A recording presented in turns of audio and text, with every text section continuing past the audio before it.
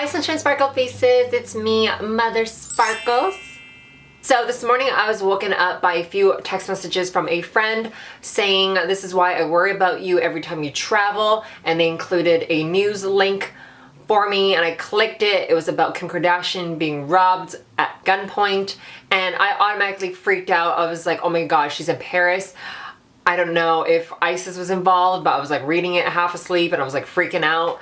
Because crazy things are happening in Paris, and you know, just not long ago someone drove a van and ran over so much people. It's crazy what's happening. So I was worried and I didn't know if she was dead or alive, so I kept reading and I like freaked out and I was like, oh my god, this is like serious. The scary ordeal happened around 2:30 a.m. to 3 a.m. I'm just going to read this. The French Interior Ministry confirmed the men first threatened the concierge with a weapon, handcuffed him and forced him to open Kanye's private apartment that he owns at the hotel where Kim was staying. And reportedly, two men gained entry into her place where they taped her arms, her legs, put something in her mouth so she couldn't talk, locked her up in the bathroom, and then they started to raid the place. They stole one of her engagement rings, which was estimated around $4.5 million, and then they stole a jewelry box which was estimated around $5.6 million.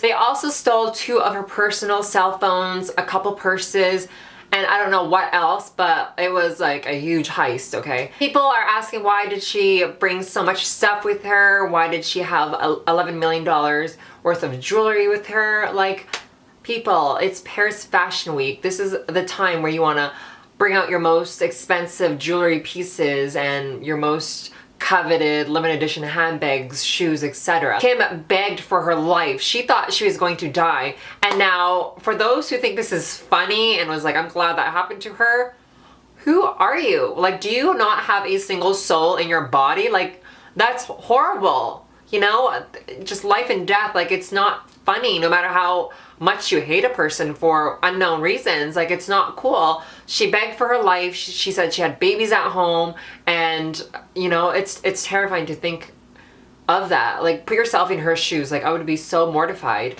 And the thieves left on bicycles after the heist. And yeah, she's not physically hurt, but she's extremely shaken by this whole ordeal, and I, of course, can imagine. One of her bodyguards was with Kendall and Courtney, I believe. They were watching over them and she felt safe, so she sent her bodyguards elsewhere. Kendall Jenner was seen fleeing the club that she was at after she heard the news. Kanye West had to stop his show that he was performing in New York City. I'm sorry, there's a family emergency. I have to stop the show. After the scary incident, Kim got on to a private jet to meet with her husband, Kanye West. Kim has been reunited with Kanye West in New York in their apartment, and now there's a lot of security and lots of bodyguards and like apparently presidential like protection, and yeah, it's crazy what's happening. And that is that. I guess there's more to be updated on, but of course, after this news broke out, people and haters are coming out saying that this is a publicity stunt and that this is an insurance scam. All these conspiracy theories, I think people need to sit down and have several seats, okay? And, you know, sharing this news, people have been super petty and super salty towards Kim Kardashian, saying as little as, I don't like Kim Kardashian. Or people saying, oh, I don't care that this happened to her, I'm actually kind of glad. Like, that's so mean, you know? I would never wish this upon my worst enemy. I would never wish this upon anyone. Like, I have been robbed myself by 4 men. Unless you have been robbed by masked men with weapons to your head, I don't think you'll ever know what it feels like in that moment in time and situation.